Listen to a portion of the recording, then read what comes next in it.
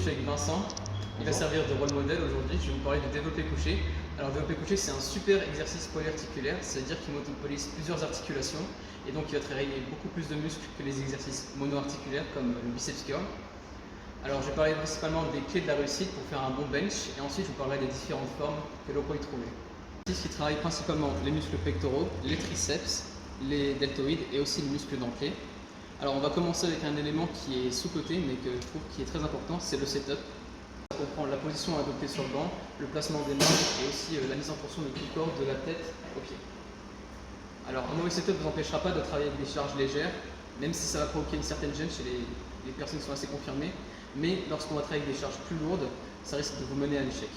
Alors quelles sont les étapes pour avoir un bon setup? On va commencer. Vas-y Vincent. Déjà, il faut être assis allongé sur le dos, au milieu du banc, afin de ne pas avoir de déséquilibre d'entrée. Ensuite, il faut avoir le regard au niveau de la barre, dans l'alignement de la barre. Le placement des mains, il faut avoir un écartement égal, peu importe l'écartement. Moi, je vous conseille de mettre l'auriculaire au niveau du petit anneau qui se trouve sur la barre. Vas-y.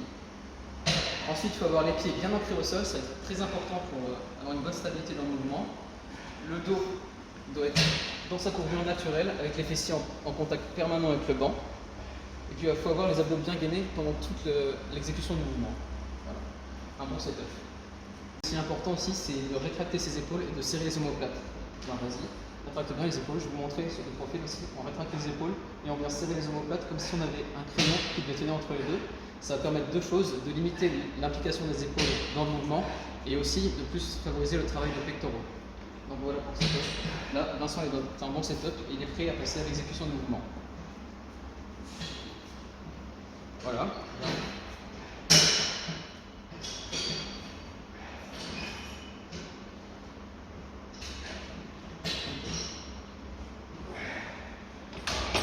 Alors ce qu'il faut savoir pour l'exécution du mouvement, c'est le trajet de la barre. En fait, ça va faire une forme d'arc de cercle, c'est-à-dire qu'on commence avec la barre au niveau du regard.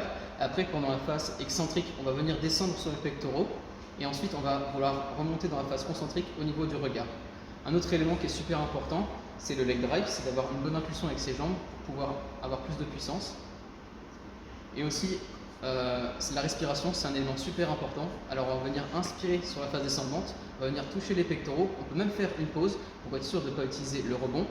Et après, on va venir expirer pendant la phase où on remonte. Voilà. J'ai oublié de mentionner aussi, chez les débutants, c'est normal d'avoir des problèmes de stabilisation au développé couché.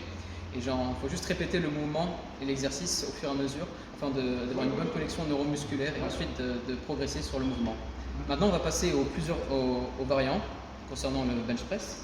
Alors, on va commencer avec le power. Vas-y, je t'en prie Vincent, tu peux t'installer sur le banc. Alors, c'est le même setup que pour le bench classique, mais avec une variante, c'est qu'il y a un pontage à faire. Le pontage sert à deux choses, à renforcer le leg drive, donc l'impulsion donnée par les jambes, mais aussi à réduire l'amplitude du mouvement, comme ça on pourra mettre plus lourd. C'est notamment utilisé chez les powerlifters en compétition. Alors je déconseille fortement ça pour les débutants, pour ceux qui ont des problèmes de dos, parce que ça peut leur causer des blessures au lombaire. Entre nous, Vincent. Vous voyez, l'amplitude est plus basse.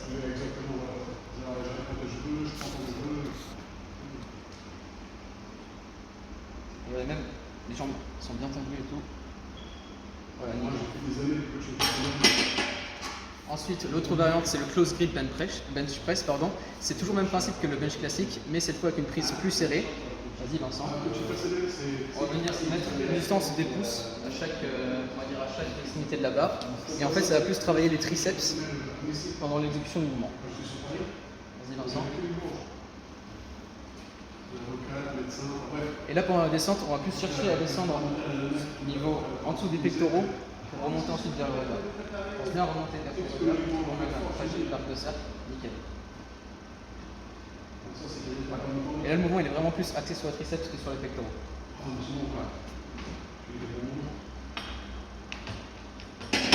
Et enfin, la dernière variante, mais pas des moindres, c'est avec les jambes relevées en fait. Donc vas-y, installe-toi. C'est toujours le même principe que le bench classique. On prend le même setup, juste on va venir relever les jambes. Comme ça, on enlève le leg drive en fait. La force va provenir que des pectoraux et des membres supérieurs en fait. Alors je conseille cet exercice à faire, mais en superset, ça veut dire que vous allez faire votre bench normal et au lieu de prendre du temps de repos, vous pouvez enlever du poids et venir faire cette variante pour pouvoir on va dire, travailler votre connexion neuromusculaire et plus sentir vos pectoraux travailler. Super. Voilà, c'est tout pour cette vidéo. Alors n'hésitez pas à me donner votre avis en commentaire et puis on se retrouve à la prochaine vidéo. Et rajoutez le pouce bleu. Prenez soin de vous.